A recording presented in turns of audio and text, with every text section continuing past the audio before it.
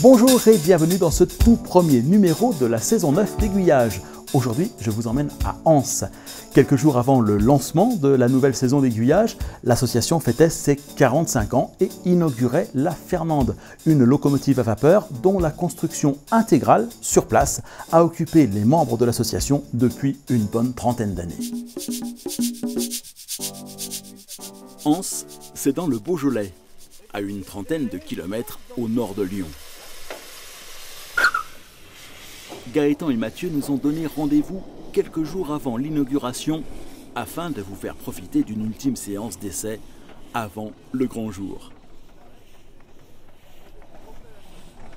Ayant eu à faire quelques menus travaux de mécanique sur la machine, ils voulaient s'assurer que tout allait pour le mieux dans la perspective de cette journée.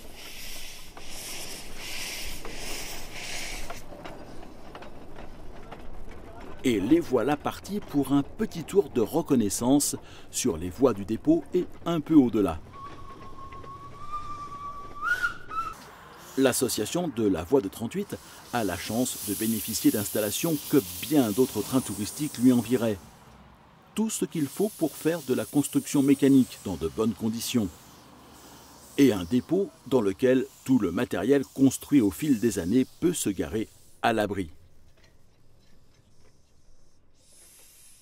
Le tour de chauffe ayant été concluant, la Fernande, c'est le nom de baptême de cette locomotive, est de retour et va venir accrocher deux voitures pour que nous puissions partir en ligne.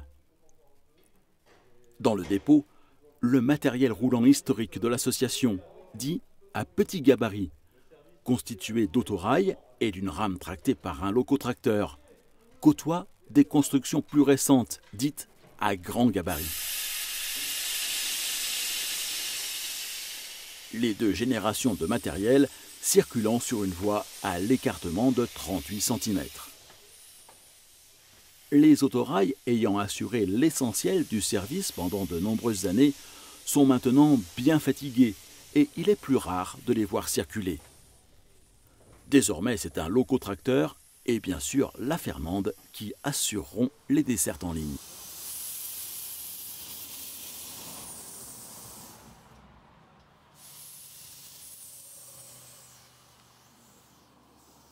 Mathieu accroche l'indispensable tipote en cabine et nous allons pouvoir prendre place à bord de l'une des deux voitures qui constituent la rame. Pour l'heure, la Fernande est encore chauffée au bois, mais elle ne dit pas non lorsque son chauffeur lui donne à brûler quelques morceaux de charbon.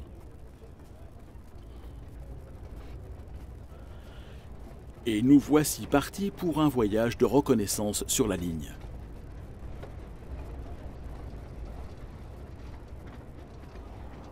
Nous ne ferons pas là le trajet habituellement réalisé par les passagers du train, qui sont invités à embarquer à Anse-Pont, non loin du centre-ville, pour se rendre à la base nautique du Bordelans. Ni même celui que feront dimanche les voyageurs qui monteront exceptionnellement à bord du train au dépôt, comme nous l'avons fait tout à l'heure, mais dont la balade commencera par un détour jusqu'à la base nautique avant de rejoindre Anse-Pont et de revenir à leur point de départ. En ce qui nous concerne, nous ferons le tour dans l'autre sens. Notre train commence par contourner le camping international d'Anse, s'engage sur l'un des côtés du triangle qui permet au choix de se diriger vers l'un ou l'autre des terminus de la ligne ou de rentrer au dépôt.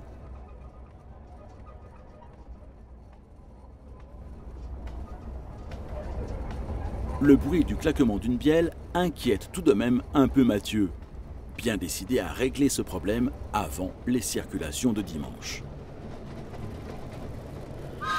Pour le reste, la Fernande se comporte comme un charme et nous traversons sans encombre et sans arrêt la halte du camping.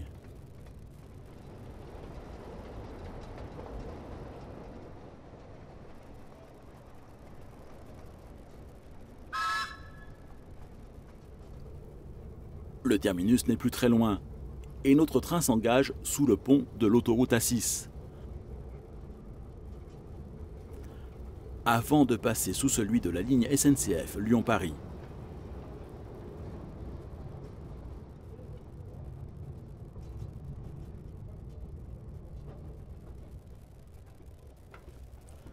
Arrêt en gare de Anspont, à quelques pas du centre-ville.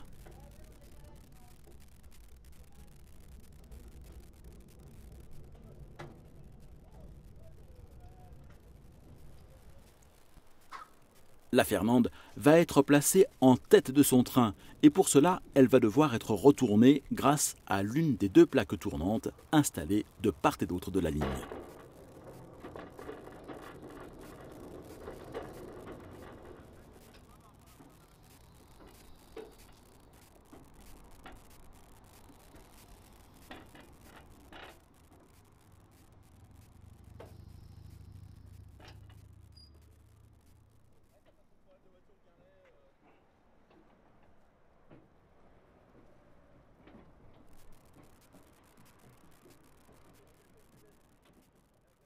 Elle a beau ne pas être une très grosse locomotive, la Fernande peut recevoir en cabine jusqu'à 4 personnes.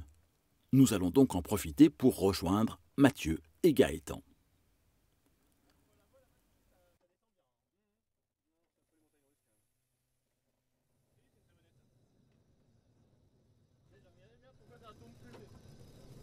La ligne mesure 2,5 km. C'est une construction intégrale. Jamais aucun train n'avait circulé ici auparavant.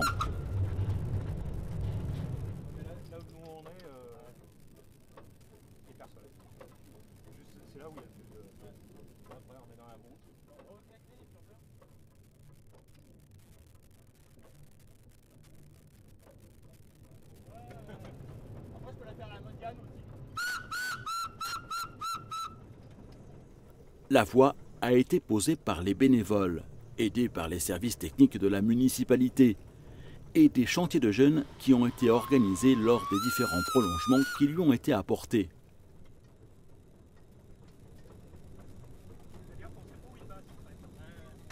Le dernier en date étant celui qui a été réalisé pour permettre au train de desservir Anse-Plage, où nous arrivons maintenant.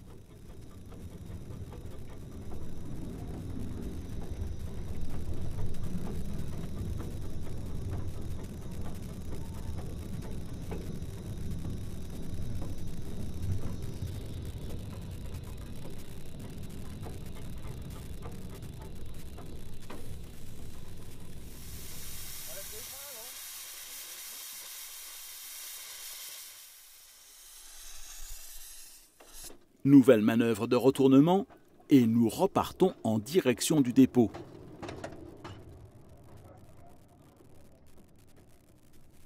L'idée de la construction de la Fernande a germé il y a un peu plus de 30 ans, dans la tête d'un petit groupe de passionnés. Le temps de dessiner des plans, de trouver une solution pour faire construire une chaudière, de réunir les financements et enfin d'obtenir les autorisations administratives, il aura bien fallu 3 décennies pour que le projet se concrétise. La locomotive construite par les membres de l'association roule depuis 2005. Mais ce n'est que depuis cette année 2016 qu'elle a réussi son homologation pour pouvoir tirer des convois de passagers. Et c'est ainsi qu'il va être possible de procéder à son inauguration officielle, 33 ans après la pose de la première pièce. Notre petite escapade à bord de la Fernande a permis à Mathieu de déceler l'origine du bruit au niveau des bielles. Il ne lui reste plus qu'à faire encore un peu de mécanique ce soir pour que la Fernande soit en pleine forme pour parader dimanche.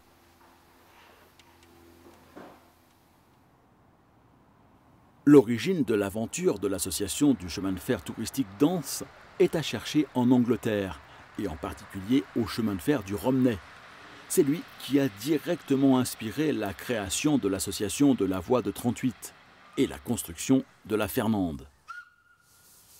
Jacques Danhauser en a eu l'idée après avoir rendu visite à ce réseau d'outre-Manche qui assurait en voie de 38 cm de véritables missions de service public, en conduisant notamment les enfants à l'école.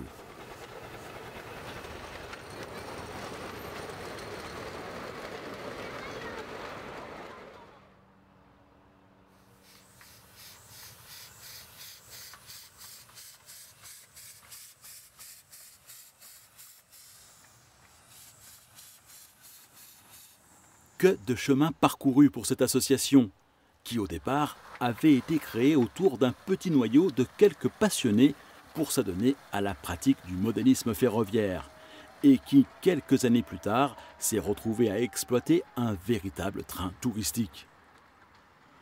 Et si l'on a toujours eu conscience, à la voix de 38, de pratiquer dans les premières années du gros modélisme, pour les membres de l'association aujourd'hui, pas de doute, cette page a été tournée et c'est bien de chemin de fer réel dont il est question désormais.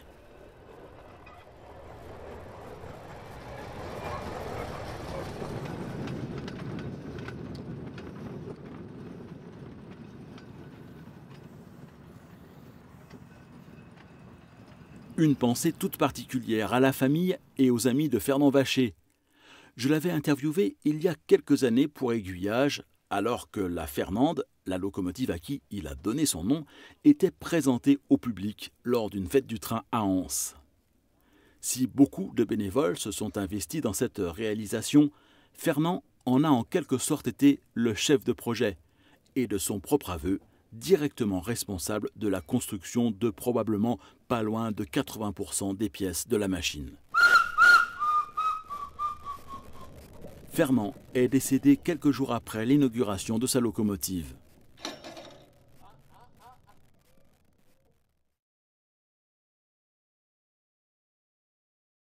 Et bien voilà, c'est reparti pour une nouvelle saison d'aiguillage avec son lot de nouveautés. En particulier en début de semaine, les clips du lundi fusionnent avec les images des aiguillonnautes pour donner naissance à un nouveau rendez-vous beaucoup plus orienté sur la pratique du modélisme ferroviaire. C'est l'une des choses que vous m'avez demandé dans le sondage auquel je vous ai proposé de répondre il y a de cela quelques semaines et pas loin de 1000 aiguillonnautes m'ont d'ores et déjà adressé leurs réponses. C'est promis, je vous en dis plus très rapidement. En attendant, la semaine prochaine, je vous emmènerai dans les Vosges. Nous irons visiter Trainland, un nouveau musée du train qui a ouvert ses portes il y a quelques mois et qui est dédié au modélisme ferroviaire à toutes les échelles. Pour être sûr de ne rater aucun de nos prochains rendez-vous, abonnez-vous à la chaîne YouTube d'Aiguillage et à sa newsletter que vous trouverez sur le site www.aiguillage.eu. Et puis si vous souhaitez soutenir le projet d'Aiguillage, devenez un aiguillonnaute VIP pour un montant laissé à votre libre appréciation. Vous pourrez accéder à une version sans publicité de tous les reportages d'Aiguillage et à la possibilité de les télécharger en haute définition.